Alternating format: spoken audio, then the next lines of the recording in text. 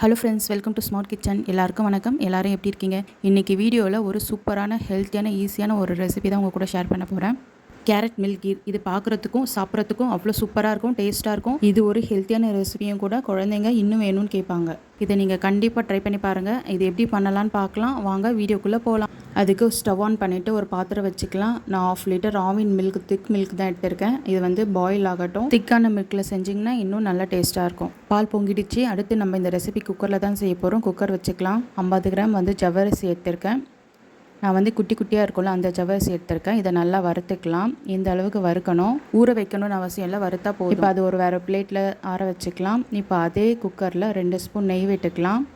நெய் உருகுனதும் நான் 10 முந்திரி, பாதாம் வந்து கட் பண்ணி வச்சுருக்கேன். அதை இந்த நெய்யில் போட்டு நல்லா வறுத்து எடுத்துக்கலாம். மீடியம் ஃப்ளேமில் வச்சு வறுத்துக்கலாம். திராட்சை இருந்தாலும் நீங்கள் அதையும் சேர்த்து வறுத்துக்கோங்க.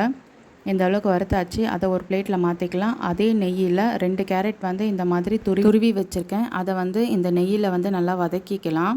1 நிமிஷம் இந்த மாதிரி நல்லா வதக்கிக்கலாம். இப்போ நம்ம வறுத்து வச்சுருக்க ஜவ்வரிசியை வந்து இதே குக்கரில் இந்த கேரட்டோடு ஆட் பண்ணிக்கலாம். இப்போ இதை நல்லா மூழ்கிற அளவுக்கு ஒரு 2 கப் அளவு தண்ணி ஊற்றிக்கலாம். ஜவ்வரிசி நம்ம வறுத்து சேர்த்துருக்கறனால சீக்கிரமாக வெந்துடும். இப்போ ஒரு மூடி போட்டு ஒரு 2 விசில் வர வரைக்கும் வெயிட் பண்ணலாம். இப்போ 2 விசில் வந்துருச்சு. பாருங்கள் எவ்வளோ சூப்பராக வந்துருச்சு. இப்போ ஒரு 3 ஏலக்காய் தட்டி இதோடு ஆட் பண்ணிக்கலாம். இப்போ ஒரு 100 கிராம் சுகர் எடுத்திருக்கேன். நீங்கள் ஒயிட் சுகர் வேணான்னு நினச்சிங்கன்னா நீங்கள் ப்ரௌன் சுகர் கூட ஆட் பண்ணிக்கலாம்.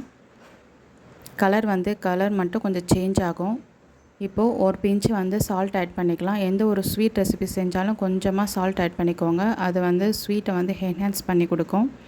இப்போ நம்ம காய்ச்சி ஆற வச்ச பால் அதை வந்து இதோட கலந்து விட்டுக்கலாம். இப்போ இந்த மாதிரி நல்லா கலந்து விட்டாச்சு. இந்த சர்க்கரை வந்து நல்லா உருகணும். உருகி லைட்டாக ஒரு கொதி வரணும். இந்த மாதிரி ஒரு கொதி வந்தோடனே நம்ம வறுத்து வச்ச முந்திரி, பாதாம் வந்து இதோட ஆட் பண்ணிக்கலாம்.